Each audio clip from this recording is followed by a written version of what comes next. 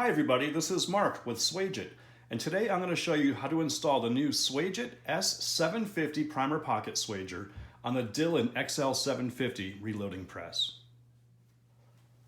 Alright, so the first thing that we want to do is to make sure that we don't have any primers in the system, because we're going to be removing the primer system mat assembly. And then also in the tool head, I have a universal decapping die set up in station 1. And from there, let's get started. To remove the operating rod, pull the handle down about halfway. We're going to pull back on the primer slide assembly and also remove the return spring. From there, we can pull the guide rod straight out, nice and easy. Push the arm all the way down, and now we'll take off the 2 cuff nuts underneath here. And there's also a washer, so just be careful not to lose that washer as well. And from here, we'll just lift straight up and off. Remove the priming system as well as the bearing plate. Now let's install the swaging system. Put the swager on, and we include 2 screws, and let's just put those in and finger tight those. At this point there's no reason to tighten it down. We want to verify that the swaging pin is going to be centered in the shell plate before we tighten these down. So this just takes a second. So now let's push the handle forward, and we can visually see that the swaging pin is indeed in the center of the shell plate. There's not much adjustment, and now let's just tighten these down. You don't have to tighten them down a lot. They shouldn't really loosen up during operation, but if they do, you can give it a little bit more torque if you'd like. So I've picked out 4 pieces of brass that are crimped, and I'm going to verify that with a Ballistic Tools Go No-Go gauge. And you can see on this one that it's definitely crimped. And here, the same thing. And this one also is tight. And then the last one. Now, that one's just really tight. And I'll show you what these feel like as we move forward.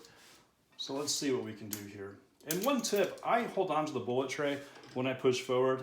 Gives me something to hold on to, a little leverage. And what you're going to feel is you're going to feel a small pop when the swaging pin goes into the primer pocket and actually reforms the primer pocket. Right there, we'll take that out. And then now we can verify that it is indeed swaged. We got 3 more.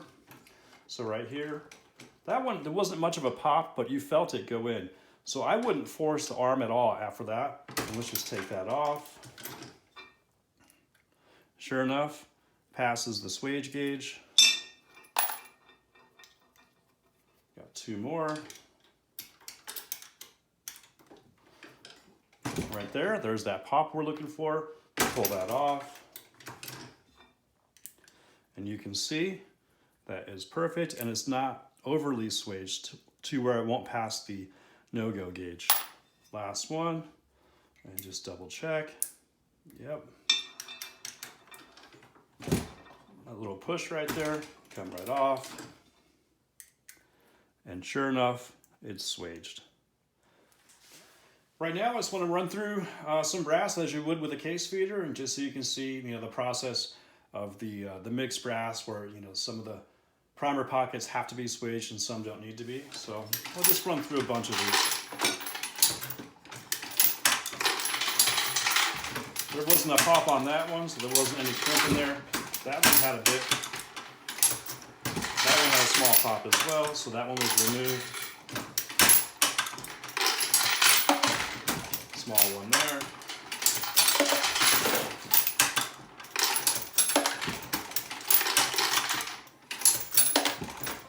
And you'll learn the feel of, when you encounter a heavy crimp, you'll see what I mean as far as developing a feel for this and to know how much you have to push forward. That was a pretty heavy crimp right there.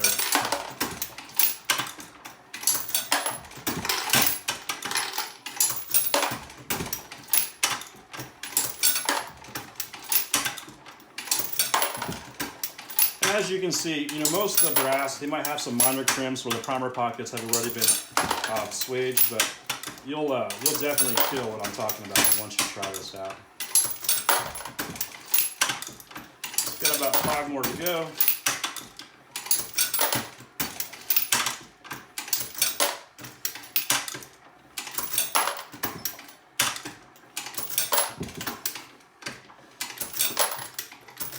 And that's about it. You know, a couple things, just make sure that, you know, you don't force anything. You don't want to put any undue pressure on the press that you don't have to. And I just want to assure you that, you know, we've sold thousands of these since 2016 for the Dillon 650 as well as the Dillon 550. And we haven't had any reports of damaged presses. And I have a lot of guys running these things on the Mark 7 auto loaders as well. You know, as you run through, you know, your thousands of pieces of you know, pickup brass and your processing, you're going to find that, you know, most of the brass, you're not going to have that definitive pop because the swaging pin's actually going up inside of form's primer pocket and you're not going to feel anything. So just move past those. And if you encounter a really nasty crimp, like some of the Lake City crimps, like the stakes, those are pretty tough, but you might want to hit it first, just come back, you know, a third of the way and then hit it one more time. And that'll ensure that that crimp is fully removed.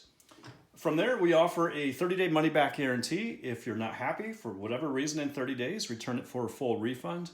And we do offer a lifetime warranty on all the swaging pins and mounts.